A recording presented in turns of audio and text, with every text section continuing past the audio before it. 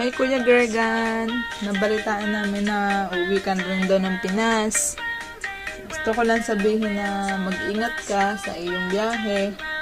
At saka nagpapasalamat ako sa Diyos sa buhay mo kasi nakasama ka namin sa Taiwan at isa ka sa mga naging kalakasan namin nung nandiyan pa kami.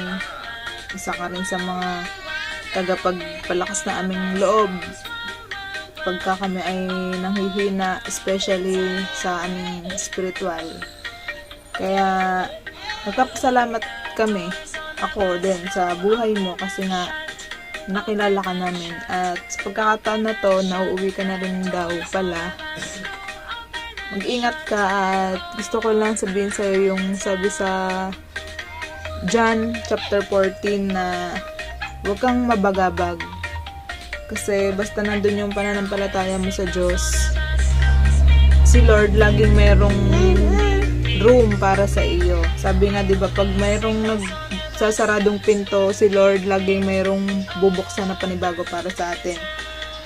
Yun lang, at mag-ingat ka. Welcome back sa Pilipinas. Huwag kang mag-alala kasi sarap naman ang buhay dito sa Pinas. Tingnan mo naman sa lahat ng mga umuwi, wala ka pang nakitang namayat kasi kami ay lumaki na kami ng lumaki. Yun lang, at ingat ka kuya. See you soon or see you again, at good luck sa panibago mong journey. At happy kami kasi makakasama mo na ang pamilya mo kasi alam namin na matagal mo rin silang hindi nakasama. Yun lang kuya, ingat. Ito nga pala ang aking baby, busy. Bye-bye. Bye-bye ka. Hello. Hello po. Ito nga pala si Jerwina. Hello. Sige na kuya. Bye-bye. We miss you, JL Shanwa family.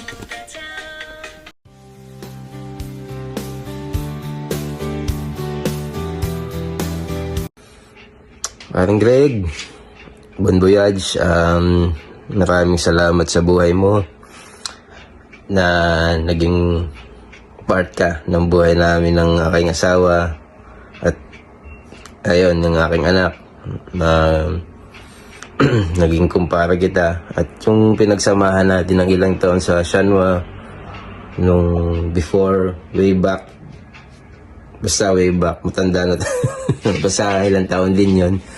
Nagpapasalamat ako sa pakasama mo sa buhay mo, dahil kahit pa ganyan-ganyan ka, ganyan ka na talaga. At pare, salute sa buhay mo na noon pa man nakita ko yung puso mo kung paano ka naglingkod sa Lord ng mga panahon na magkakasama ba tayo, Pastor Chad, Pastor yun. Ngayong uwi ka na, I pray na ano man yung mga desires mo at kung ano man yung aabot mo sa Pilipinas, at nawa sabahan ka palagi ng Lord at ingatan ka, maging ang iyong pamilya. Yun lang pare, maraming salamat sa iyo at happy graduation. And God bless you. Love you pare.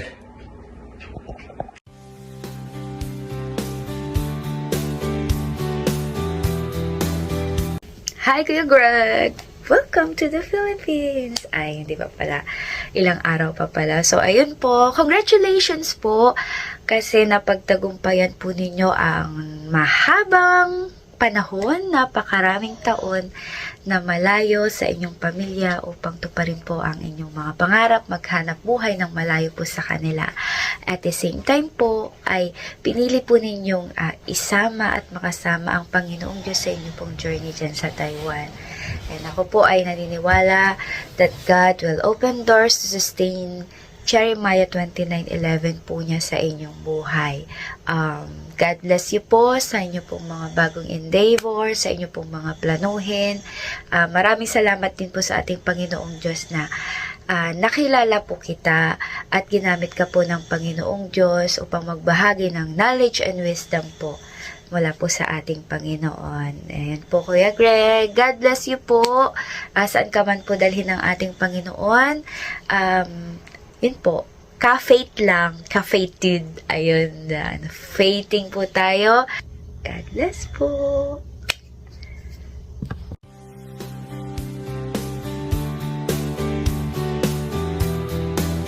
Megan, kamusta po ikaw? Ayan, napakabilis ng panahon, no? Dati kayo lang ang nagbe-video message sa akin. Ngayon, ako nang nakakaranas ng ganito.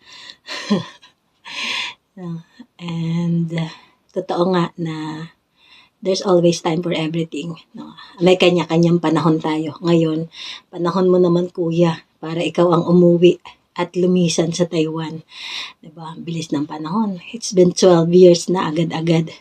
So, ayun, masasabi ko lang, sobrang salamat sa buhay mo, kuya. No? Grateful ako na nakasama kita dyan sa Taiwan. Nakasama kita na maglingkod sa Lord. Kasama kita bilang kaibigan, bilang kuya, at bilang kapatid sa Panginoon. So, lahat ng mga naging experiences ko sa Taiwan ay may part ka doon, may bahagi ka doon, lalo na sa ating mga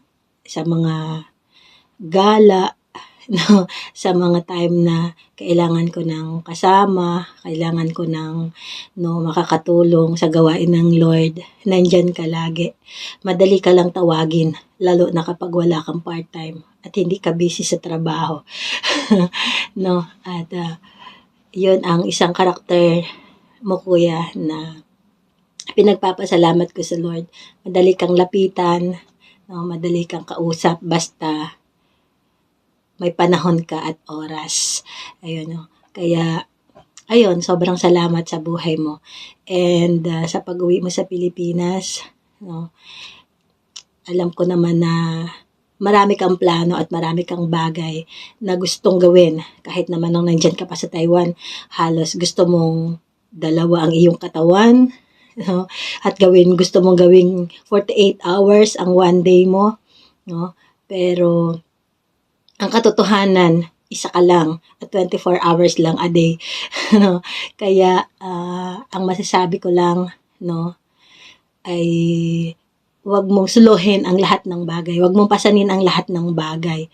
Allow God na tulungan ka niya, allow God na gawin ang part niya para sa buhay mo, Hayaan mo na ang Diyos yung maging kasama mo, katuwang mo sa lahat ng mga responsibilidad at gawain mo sa buhay.